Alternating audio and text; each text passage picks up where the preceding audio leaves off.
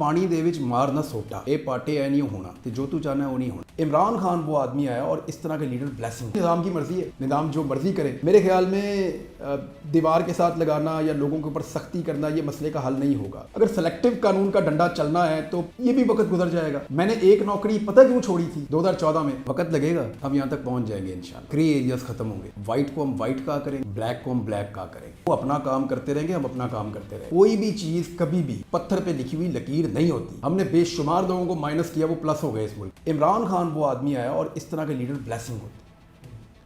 इसके पास चारों सूबों में इसने तमाम नस्लों और तमाम फिरकों के लोगों को इकट्ठा कर दिया।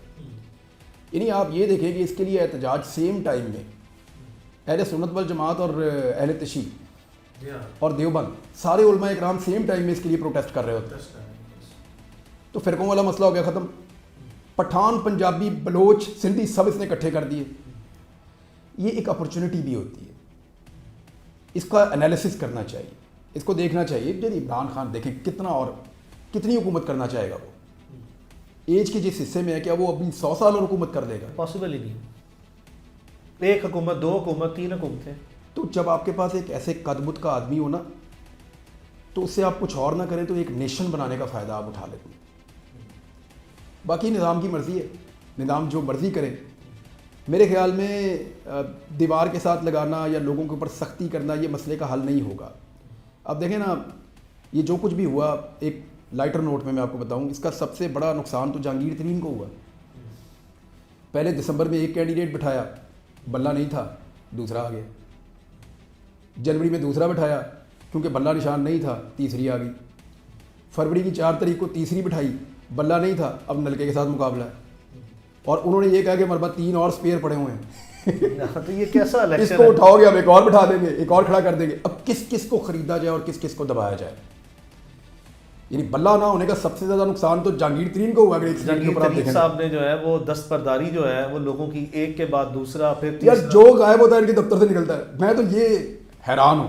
और गायब होने से पहले वो बहुत बड़ा एक एक्सकाउंटर होता है जिसकी तलाश होती है, और वहाँ वो इनके दफ्तर में पुलिस की मौजूदगी में प्रेस कॉन्फ्रेंस करके टाटा बाय बाय करके निकल भी जाता है। तो ये चीज़ें ना, या तो फिर होता ये कि फिर कानून का डंडा चलता और पता चलता कि किसने क्या किया और सारे सबूत सामने आते। अगर सेलेक्टिव कानून का डंडा चलना है तो ये भी वक्त गुजर जाएगा। मैंने एक नौकरी पता क्यों छोड़ी थी 2014 में, कि मेरे ऊपर ये दबाव था कि इमरान खान के धरने को बड़ा करके दिखाना है। और मैंने कहा मेरे से नहीं होता बड़ा, ये जितना है ये इतना ही रहेगा।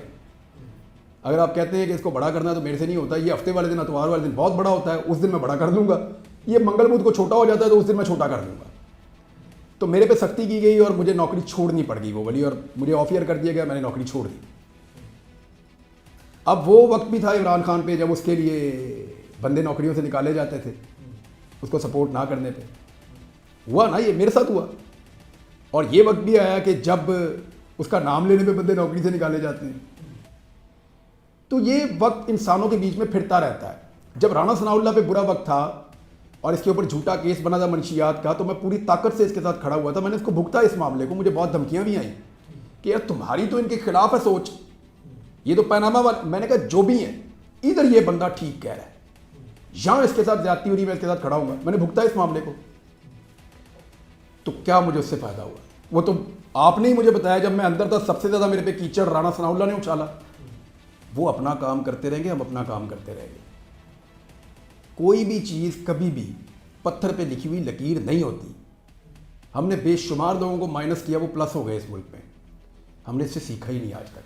क्या ये बेहतरीन वक्त नहीं है कल का दिन के पाकिस्तान की जितनी सिविलियन एडमिनिस्ट्रेशन है वो अपने आप को सिर्फ कानून और आइन के ताबे करें, और इलेक्शन कमीशन जो है वो अपने सारे गुनाह, जितने गुनाह इलेक्शन कमीशन ने पिछले 1 से 1.5 साल में किए हैं, जिससे अवामी एतमाद जो है वो इलेक्शन कमीशन जैसे इदारे पे बिल्कुल जो है वो 0 पॉइंट पे ही है। Almost it is at the lowest point. क्या ये अब वो वक्त नहीं है कि ये कल एक बिल्कुल एक ऐसा कम अज़ कम, चलें whatever is going to be the result of the election, लेकिन कम अज़ कम इस इलेक्शन के जो प्रोसेस है इस पे तो कोई अवामी एतमाद जो है वो बहाल करें, और ये बिल्कुल कानून और आइन के सिर्फ खालिसतन कानून और आइन के ताबे होकर काम करें। आइडियलिस्ट थे ना आप हमेशा से, वो जज्बा मरता ही नहीं है।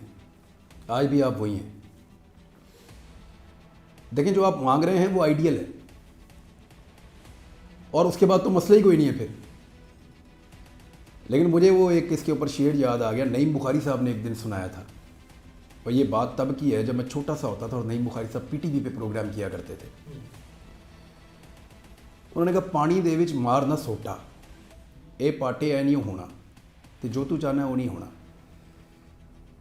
वक्त लगेगा, हम यहाँ तक पहुँच जाएंगे इंशाल्लाह, और ग्रे एरियाज़ ख़त्म होंगे। वाइट को हम वाइट कहा करेंगे, ब्लैक को हम ब्लैक कहा करेंगे, और इसके बीच में पाकिस्तान आगे बढ़ेगा। हाँ, थोड़े से हालात ठीक नहीं हैं, कहीं पे ज़िद आ गई है, कहीं पे किसी ने इसको चैलेंज के तौर पे ले लिया है, किसी ने इसको अना के तौर पे ले लिया है, किसी का ज़ाती मफाद सामने आ गया है, किसी को ख़तरा नज़र आ रहा है। हर एक के अपने अपने फेयर्स और अपनी अपनी लालचें हैं। इनसे जब बाहर निकलेंगे तो आगे बढ़ जाएंगे। अभी निकल जाएंगे तो अभी आगे बढ़ जाएंगे, अभी नहीं निकलेंगे तो अली अशफाक भी यहाँ पे, इमरान रियाज भी यहाँ पे, ये माइक भी यहीं पे लगे हुए हैं। अल्लाह रब्बुल इज़्ज़त ने अगर मौका दिया तो हम दोबारा इस पर बात कर रहे हैं इंशाल्लाह। मुल्क खड़ा हो जाता है। हमने मुल्कों को नीचे जाते और ऊपर जाते हुए देखा है। आपने देखा ईरान का पैसा कहाँ गिर गया, वो आज भी खड़े हैं। आपने देखा तुर्की कहाँ नीचे तक डिप हुआ और फिर वापस ऊपर आया।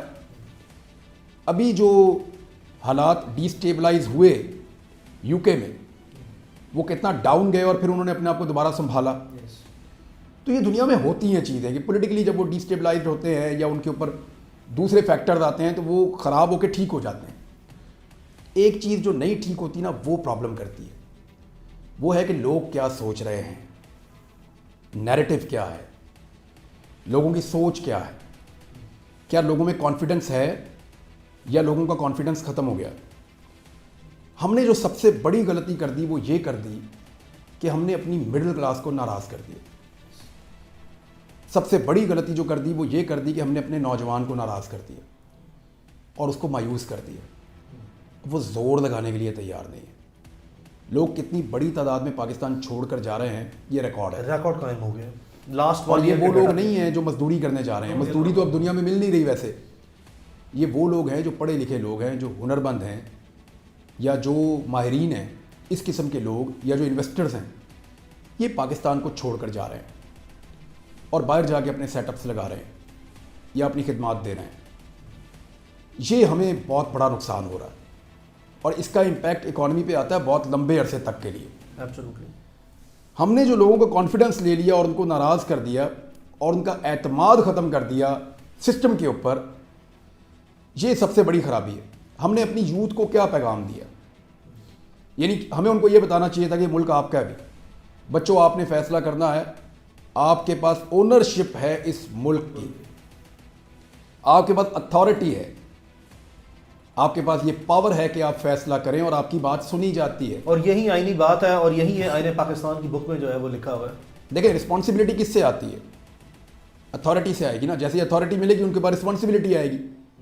जब वो ये देखेगा कि मैंने कुछ किया और उसका इम्पैक्ट आया तो वो रिस्पॉन्सिबल होगा, ओनरशिप आएगी अपने मुल्क की। जब उसको पता चल रहा है, यानी अब नौजवानों से आप मिले, वो ये कहते हैं कि जनाब हमारे वोट की क्या औकात रह गई है। वो ये कहते हैं कि हमारा वोट यहाँ पे 50 किलोमीटर दूर बना दिया दूसरे शहर में। एक बच्चा मेरे पास आया, उसने कहा जी मेरा वोट झंग बना दिया। मैंने कहा फिर? कहता जी मैं कल सुबह की बस से झंग जा रहा हूँ। मैंने कहा तू झंग जाएगा? कहता जी मैं बस से जाऊँगा झंग में, वहाँ जाके वोट डालूंगा, इलेक्शन वाले दिन फिर वापस कोई बस मिली तो आ जाऊँगा। इमरान, बहुत से लोग हैं। मैंने कहा तू रहेगा कहाँ पे? हाँ। उसने कहा जी वहाँ कोई मज़ार शदार या कोई ऐसी जगह होगी, कोई मस्जिद होगी, मैं वहाँ रात रोक लूँगा। अब मुझे आप ये बताएं कि इन नौजवानों को आपने मैसेज क्या दिया? आपने उनको नाराज़ किया। स्पेशली मैं ये कहूँगा कि पाकिस्तान के वो इदारे जिनसे पाकिस्तान के बच्चे बहुत प्यार करते थे, उन्होंने क्या ये घाटे का सौदा नहीं किया? एक पॉलिटिकल एलीट के बच्चों को खुश करने के लिए कौम के बच्चे नाराज़ कर दिए।